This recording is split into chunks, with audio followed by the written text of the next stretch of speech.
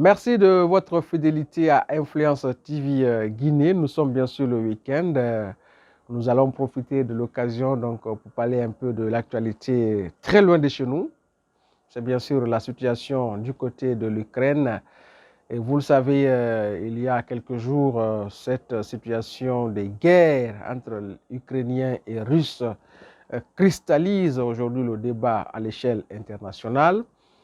Vous allez vous poser la question, et c'est tout à fait légitime, pourquoi, n'est-ce pas, cette guerre pourrait nous intéresser, nous qui sommes à des milliers de kilomètres justement de ce pays-là.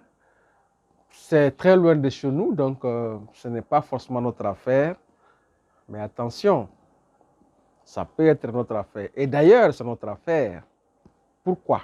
On n'a pas besoin d'être un expert pour savoir que lorsqu'il y a une crise dans un certain nombre de pays à travers le monde, c'est l'humanité qui ressent. Le premier constat qu'on fait, c'est que c'est des puissances qui s'affrontent, c'est vrai. La Russie est une puissance de feu. La Russie est une puissance agricole, premier producteur mondial de blé. Et qui sait combien de fois nous dépendons tous du blé. La Russie, c'est aussi une grande puissance agricole, puissance militaire, puissance agricole, grand pourvoyeur de matières premières, notamment le pétrole. L'Ukraine, ce qu'on ne dit pas très souvent, l'Ukraine, c'est le premier producteur mondial de maïs, selon nos petites recherches. L'Ukraine aussi, c'est le 5e pays producteur mondial de blé. Donc, aujourd'hui, la Russie a décidé d'intervenir en Ukraine. L'Ukraine, vous le savez, avait cette volonté d'intégrer l'Union européenne pour pouvoir, n'est-ce pas, avoir une certaine garantie sécuritaire, puisque vous le savez, intégrer l'Union européenne, c'est une sorte de garantie sécuritaire pour les États, n'est-ce pas, notamment qui sont proches de la Russie. Aussi, intégrer l'Union européenne pour la Russie, notamment au niveau de l'Ukraine, représente un danger. Donc, il y a des questions géopolitiques, sécuritaires, qui entrent en ligne de compte dans cette situation. Mais tout cela ne nous intéresse pas. Vous savez, l'Union européenne, les États-Unis ont décidé d'infliger des sanctions économiques drastiques à la Russie pour lui faire regretter son acte du côté de l'Ukraine. Mais c'est des décisions qui ne resteront pas sans conséquences. D'abord, la Russie, c'est le premier exportateur mondial de blé. Dieu seul sait combien de fois nous dépendons tous du blé, parce que pour avoir le pain chez nous, qui est une habitude alimentaire très répandue dans le monde, il faut le blé. Le blé, c'est la matière première qui entre dans la fabrication du pain. Vous prenez un pays comme l'Égypte, par exemple, dépend de 85% de l'importation de blé venant de la Russie. Vous prenez le gaz. L'Union européenne, aujourd'hui, dépend en grande partie de ce gaz russe, 40% d'importation, notamment de l'Allemagne. Vous prenez aussi le maïs. C'est vrai que ce n'est pas l'Ukraine qui expressément a déclenché cette guerre, mais l'Ukraine, du fait d'avoir été envahie par la Russie, aura des difficultés à continuer à produire convenablement le maïs pour nourrir, pour satisfaire le besoin du marché mondial. Donc, les conséquences économiques de cette crise risquent de faire effet boomerang de par le monde. C'est vrai que les États-Unis ont pris des mesures internes pour un peu amortir le choc que cela pourrait provoquer, n'est-ce pas, en faisant recours du point de vue du pétrole aux réserves internes, donc aux différentes réserves internes. L'Europe aussi s'organise de son côté pour pouvoir amortir ce choc-là lié à des sanctions qu'elle-même a prises, dans l'espoir que la Russie va voir son économie secouer comme un château de cartes.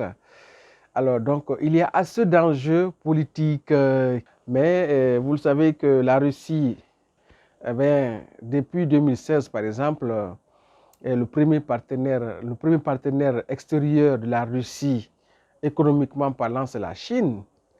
Nous assistons à une sorte de bouleversement des rapports de force. Si hier, c'est seulement l'Europe et les États-Unis qui pouvaient décider, n'est-ce pas, de ce qui doit être fait, aujourd'hui, il y a l'arrivée d'une troisième voie, celle bien sûr. Donc, il y a un autre bloc, la Russie, la Chine, l'Inde et pourquoi pas aussi la Turquie. Donc, le multilatéralisme est en train de se matérialiser peu à peu, bien qu'aujourd'hui, jusqu'à date, il ne faut pas minimiser, on va dire, la puissance, sinon la position de ces grandes puissances, les États-Unis et la France. L'Afrique, oui, parlons-en, l'Afrique. L'Afrique qui est aujourd'hui le continent qui certes n'a pas pris position directement dans la crise, c'est vrai. L'Afrique a préféré donc la voie de la neutralité. L'Afrique n'a pris aucune position vis-à-vis et de la Russie, encore moins de l'Ukraine. Est-ce que l'Afrique, de par sa neutralité, pourra être exemptée de la crise? C'est la question qu'on peut se poser. Comment se fait-il qu'une guerre qui se passe à des milliers de kilomètres de chez nous, les conséquences récentes dans notre vécu quotidien? C'est là la grosse question. Et la question trouve sa réponse dans le phénomène que nous connaissons tous de la globalisation. Aujourd'hui, l'interaction entre les différentes économies fait que aucun État ne peut évoluer à vase clos. Nous sommes tous condamnés à vivre ensemble. Les barrières, les frontières naturelles ou artificielles n'ont plus de poids vis-à-vis de l'économie mondiale il y a une interpénétration. Donc, imaginez par exemple le cas de l'Ukraine. Je l'ai dit tantôt, l'Ukraine est très loin de l'Afrique, mais si l'Ukraine, on va dire, si la Russie ne produit pas le pétrole, comment allons-nous faire pour nous déplacer? Le prix va flamber. Aujourd'hui, nous sommes à 130 $ le baril, voire plus, parce que c'est la courbe dynamique. Alors qu'il y a quelques années, un ou 2 ans derrière, le baril était en deçà de 50 $. Ça s'est négocié donc sous l'effet bien sûr de la crise au cours du coronavirus où le monde s'est barricadé, il n'y avait pas d'activité. Aujourd'hui, n'est-ce pas, la relance économique coïncide avec cette crise dans un des plus grands pays producteurs mondiaux de l'or noir. Donc les effets conjugués de cette situation font que il y a une montée historique, n'est-ce pas, du prix de cette matière première de laquelle personne ne peut se passer aujourd'hui parce qu'on ne peut pas ne pas se déplacer et pour se déplacer, il faut le carburant. Les énergies renouvelables, certes, il y a des avancées, mais pour le moment, ces avancées-là sont très loin en deçà du besoin du marché mondial.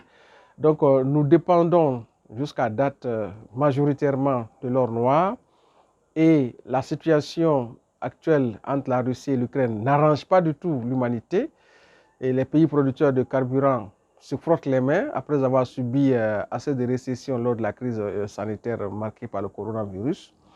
L'Afrique aussi peut profiter de la situation. Je le disais tantôt, donc il peut y avoir une reconstitution d'un bloc. La Russie, la Chine et l'Inde, qui aujourd'hui sont apparemment très proches, puisque le monde ne se limite pas qu'à l'Europe et aux États-Unis. L'Europe et les États-Unis peuvent fermer leurs frontières, peuvent se barricader, s'embastiller dans leur position. Mais la Russie aujourd'hui se tourne vers la Chine, un partenaire stratégique, premier partenaire extérieur de la Russie aujourd'hui, c'est la Chine, depuis 2016.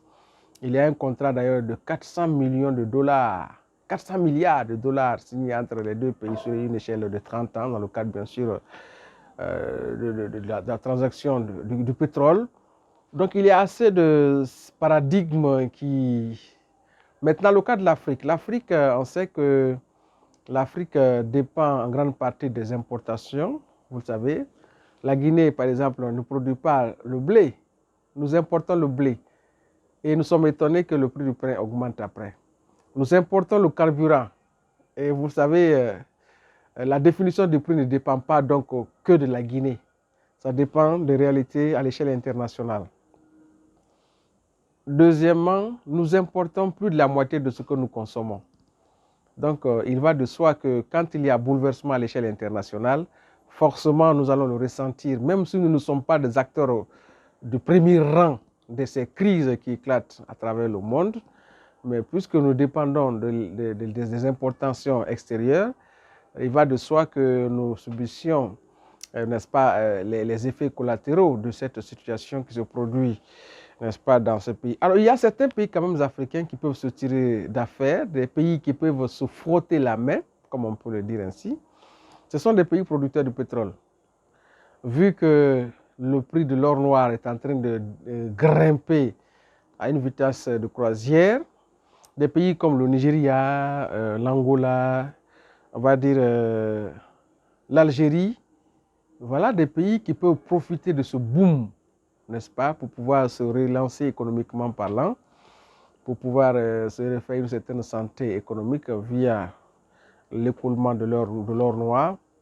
Mais nous autres qui dépendons, qui n'avons pas de matière première de premier plan, qui puissent faire spéculation au point que nous puissions en tirer bénéfice. C'est vrai, nous avons la bauxite, mais est-ce que nous participons réellement à la définition même du prix de la bauxite à l'échelle internationale? Donc, il y a assez d'éléments, il y a une conjugaison de situations qui fait qu'aujourd'hui, la crise en Ukraine doit nous interpeller.